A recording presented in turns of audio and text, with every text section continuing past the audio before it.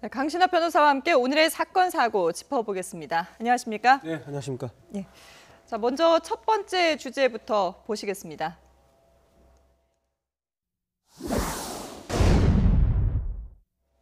네. 강 변호사님, 오늘 최순실 씨 생일이라고 하는데요. 지금 3년 선고가 나왔습니다. 최순실 씨가 이 선고를 듣고 멍하니 이렇게 허공을 좀 쳐다보기도 했는데 어떤 심경이었을까요? 뭐 다른 사람들에 비해서는 좀 담담한 표정이었다고 그래요. 네. 뭐 다른 최경의 전 총장이라든지 남궁근 전 학장 이런 사람들은 상당히 뭐 좀 충격을 받은 모양인데 네. 어쨌든 이제 10월 31일에 이제 처음으로 이제 그 조사를 받고서 약 235일 만에 이 국정농단 사건과 관련해서 처음으로 이제 나온 선고거든요. 최순실 씨에 대해서 최순실 씨에 처음으로 대해서 나온 거죠. 말이죠. 예. 그런데 원래는 이제 그 검찰에서는 7년을 구형을 했었죠. 네네. 그럼 3년이라고 한다면 뭐 그렇게 많이 나온 거라고 보기는 어려울 거예요. 네. 지금 왜냐하면 최순실 씨는 이 이대 학사 비리 내지는 청담고 입학 비리 뭐 이런 거 있지 않습니까? 네. 여기에 주범이기 때문에 네. 그리고 최순실 씨로 인해서 사실은 다른 사람들도 전부 다 이 범행을 하게 된 거 아닙니까? 그렇게 본다면 이 3년은 예상 정도 했던 것이라고 볼 수 있겠죠. 네. 그런데 이번엔 일단 3년이 나왔는데 최순실 씨는 혐의가 또 여러 가지 있지 않습니까?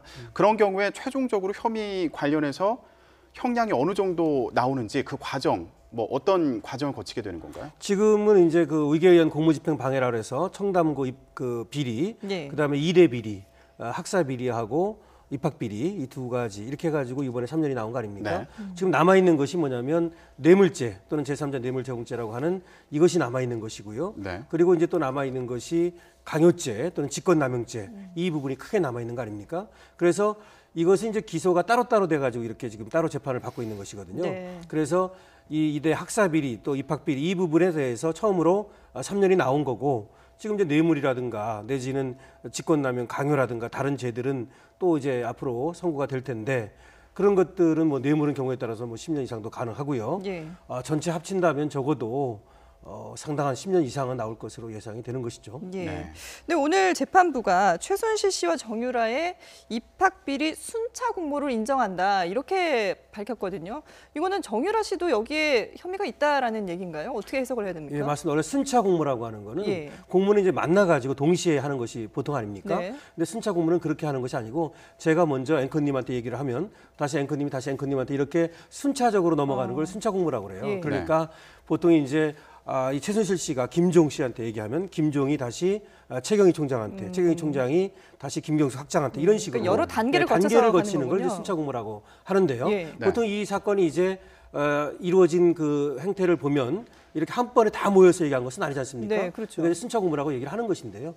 정유라하고의 관계는 뭐 순차 공모라기보다도 법원에서 이제 뭐라고 얘기를 했느냐면 정유라도 공범이라는 식으로 지금 선고를 했거든요. 네. 이제 두 가지로 볼 수 있어요. 청담고 여기에서 이제 허위로 그 출결 관리 출석하지 않고도 출석한 것처럼 꾸미고 이런 것이 있습니다. 내지는 또 다시 말해서 그 뭡니까 봉사 이런 네. 것도 안 하고서 봉사한 것처럼 만든 거 이런 거 있습니다. 네네. 여기에 대해서는 공모관계가 인정된다고 얘기를 했고요. 그다음에 이 대는 두 가지로 나눴어요. 하나는 입학 비리 여기에는 공모관계를 인정하지 않았어요. 그런데 학점 비리라고 하는 거 있지 않습니까? 예. 그거는 공모관계를 인정을 했죠. 그래서 사실은 그 정유라의 어떤 구속영장 영장 심사 예. 여기에서는 불구속이 됐지만 영장이 기각이 됐지만 근데 여기 오늘 나온 최순실 재판에서는 네. 정유라도 공범 관계인 것으로 이렇게 적시를 했습니다. 예. 그럼 앞으로 네. 이 정유라 씨에 대한 재판 과정도 또 어떻게 될지 지켜봐야 되겠군요. 그렇습니다. 예. 네. 자, 그런데 최순실 씨가 이 수사 자체가 본인에 대한 편견과 선입견을 갖고 진행이 됐다. 억울하다 이런 취지로 들리는데 만약에 항소를 한다면 좀 변화의 가능성이 있습니까? 항소를 한다면 뭔가 이제 사정 변경이 있어야 되거든요.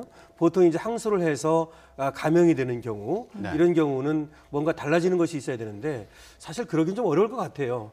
이번에도 재판부에서 얘기를 했지만 법과 어떤 원칙을 완전히 무시한다든지 내지는 어떤 특혜 의혹 어떤 다시 말해서 그런 심정 다시 말해서 자신은 특혜를 받아도 된다 뭐 이런 사고 방식이라고 네. 할까요? 그래서 결국은 자신의 딸까지 공범으로 전락시켰다 이런 말을 했거든요. 예. 그렇다면은 사실은 이 3년에서 감형이 되긴 좀 어렵지 않을까 싶습니다. 예. 그런데 지금 오늘 최순실 씨뿐만 아니라 이 이대 학사 비리에 연루된 당사자들에 대해서 모두 다 혐의 지금 구형이 네. 구형이 아니고 선고가 내려졌지 않습니까? 어떻게 해석을 할 수 있을까요? 9명인데요. 예. 전부 다 유죄가 나왔어요. 네. 이제 이게 중요한 것이죠. 다시 말해서 이 중에서 여러 사람들이 뭐 공무관계를 부정한다거나 이런 식으로 다투었거든요. 예. 그러니까 자백을 한 것은 아닙니다. 그러니까 내가 이렇게 입학비리, 학사비리를 했다 이렇게 자백한 것이 아님에도 불구하고 유죄가 나왔다는 것이죠. 네. 그거는 결국은 국정농단의 일환 이것이 이제 밝혀졌다고 볼 수 있고요. 예. 네.